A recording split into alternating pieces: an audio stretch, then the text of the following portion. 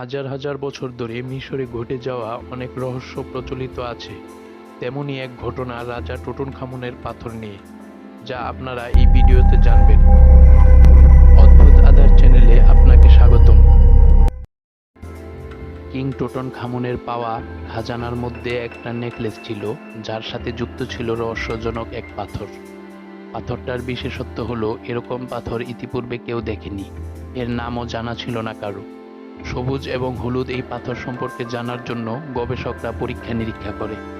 পাথরের এই টুকরো পৃথিবীর সকল পাথর থেকে একেবারে ব্যতিক্রম। জানা গেল টুটানখামুনের এই মূল্যবান পাথর পৃথিবীর অংশ নয়, বরং অন্য কোনো গ্রহ থেকে আনা হয়েছে।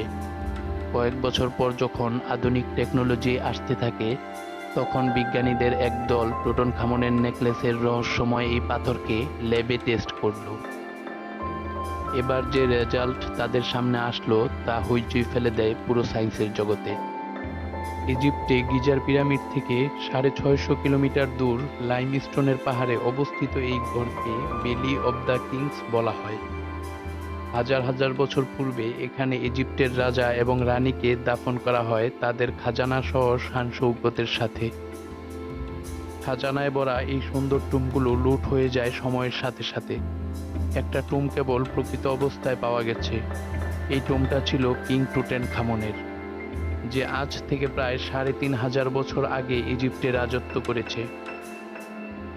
কিং টুটানখামুনের মুমি এবং এখানে পাওয়া যাওয়া শাহী খাজানার খবর হইচই ফেলে দিল পুরো দুনিয়ায়।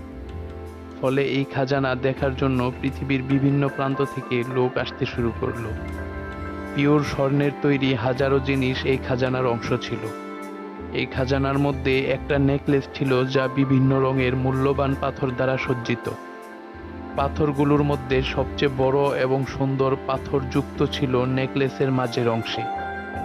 এমন পাথর ইতিপূর্বে কেউ দেখেনি।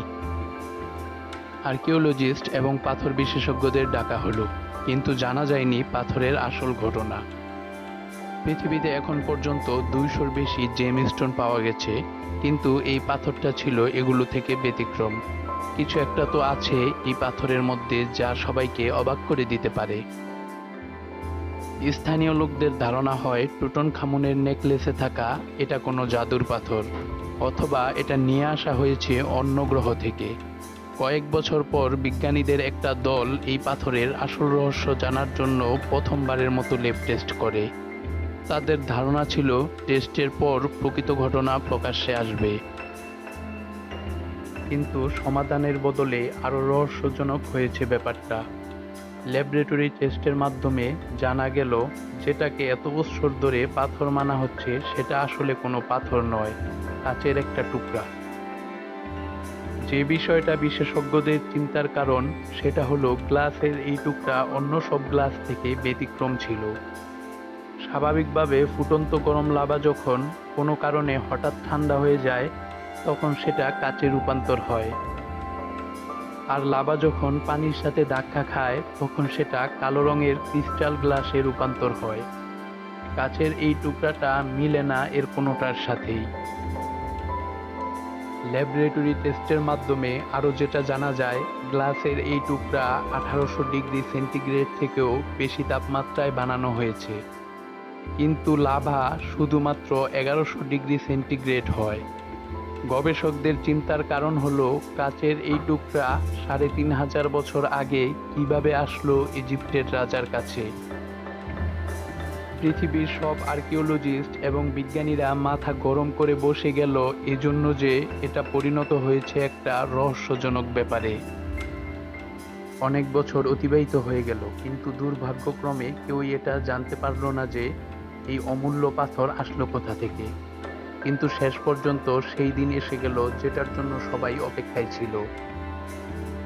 আফ্রিকার সাহারা মরুভূমি এত বড় যে এটা কয়েকটা দেশকে নিজের অধীনে নিয়ে রেখেছে। 92 লাখ স্কয়ার কিলোমিটার বিস্তৃত এই মরুভূমি আলজেরিয়া, মরিটানিয়া, মালি, নাইজার, লিবিয়া এবং সুদানের সাথে সাথে এর একটা বড় অংশ ইজিপ্টের মধ্যে পড়েছে। ইজিপ্টের শহর কায়রো, যেখানে মিউজিয়ামে টুটানখামুনের খাজানা বিদ্যমান, সেখান থেকে প্রায় 1000 কিলোমিটার দূরে মরুভূমির মাঝ দিয়ে এক কাফেলা অতিবাহিত হচ্ছিল। তারা লক্ষ্য করলো মরুভূমির এই অংশটায় বহুদূর পর্যন্ত বালুর উপর কিছু জিনিস চমকাচ্ছে। নিকটে গিয়ে দেখা গেল বালুর উপর হাজার নয় বরং লক্ষ লক্ষ কাচের টুকরা পড়ে আছে বিক্ষিপ্তভাবে। যেরূপ টুকরা পাওয়া গেছে টুটানখামুনের নেকলেসে। যে জায়গা দিয়ে বছরেও মানুষ অতিবাহিত হয় না, সেখানে কাচের এই টুকরা পাওয়াটা অবাক করার মতো। খবরটা পুরো ইজিপ্টে বাতাসের মতো ছড়িয়ে পড়ে, এমনকি গবেষকদের দল পর্যন্ত পৌঁছে যায়, যারা বছরের পর বছর এই বিশেষ গ্লাসের টুকরার উপর গবেষণা করে আসছে। যে প্রশ্নের জবাব কয়েক বছরেও মিলেনি, তার জবাব সহজেই সবার সামনে এসে গেল। টুটানখামুনের নেকলেসের কাজ 1000 কিলোমিটার দূর ইজিপ্টের এই মরুভূমি থেকেই নিয়ে আসা, যার নাম রাখা হলো ডিজার্ট গ্লাস। মরুভূমির ওই অংশ খুঁজে বের করা হলো যেখানে কাচের এই অগণিত টুকরা পড়েছিল, বালুর উপরে এমনকি বালুর নিচেও।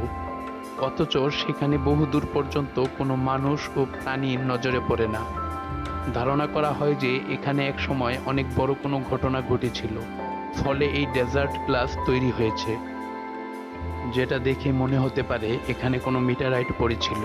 ডেজার্ট গ্লাসের রহস্য একের পর এক নতুন মোড় নিচ্ছিল। টুটানখামুনের নেকলেস থেকে শুরু হয়ে এখন বিষয়টা মিটারাইট পর্যন্ত গড়িয়েছে। বড় বড় গবেষকরা কাজ করে যাচ্ছিল এই রহস্য সমাধানের। কিন্তু ফারুক এলবাজ, যে কিনা একাধারে বিজ্ঞানী এবং জিওলজিস্ট, শেষ পর্যন্ত সক্ষম হয় এই রহস্যটার সমাধান করতে। ডক্টর ফারুক স্যাটেলাইট ইমেজের মাধ্যমে মরুভূমির এই অংশ থেকে 100 কিলোমিটার দূর এমন এক স্পটের চিহ্ন পায় যেখানে কোনো এক সময় মিটারাইট পড়েছিল। সাথে জিওলজি এক্সপার্ট হওয়ার ফলে তিনি এটাও বলেছেন যে 7000 বছর পূর্বে বালুর এই সমুদ্রে প্রকৃতপক্ষে গাছপালায় ভরা ছিল। এখানে নদী এবং কিছু লেকও ছিল। আর গ্লাস যেহেতু 3 কোটি বছর পুরনো, তখন এখানে আকৃতি ছিল ভিন্ন। এখান থেকে 100 কিলোমিটার দূর স্টোনের এই পাহাড়ের উপর যখন আগুন ভর্তি মিটারাইট পড়ল, সেই মুহূর্তেই হয়তো সেটা স্টোনকে গলিয়ে দিয়েছে। গলিত স্টোনের লাভা পানিতে পড়ার দ্বারা তৎক্ষণাৎ ঠান্ডা হয়ে এই অমূল্য গ্লাসে রূপান্তর হয়, যা নদীর স্রোতে ভাসতে ভাসতে এখানে এসে পৌঁছে। ডেজার্ট গ্লাসের রহস্যকে সমাধান করতে বিজ্ঞানীদের প্রায় 100 বছর লেগেছে। ডেজার্ট গ্লাস কেবল আফ্রিকার এই অংশে পাওয়া যায়। বাতাসের কারণে প্রতি বছর যখন বালু স্থানান্তর হয়, তখন এর নিচে পড়ে থাকা গ্লাস বেরিয়ে আসে। এই পর্যন্ত গবেষকরা সবচেয়ে বড় যে টুকরা পেয়েছে সেটার ওজন 26 কেজি। যদি আপনাদের এই ভিডিও ভালো লাগে তাহলে লাইক এবং শেয়ার করুন। আর এই রকম ভিডিও দেখতে হলে চ্যানেলকে সাবস্ক্রাইব করে বেল আইকনে ক্লিক করে রাখুন।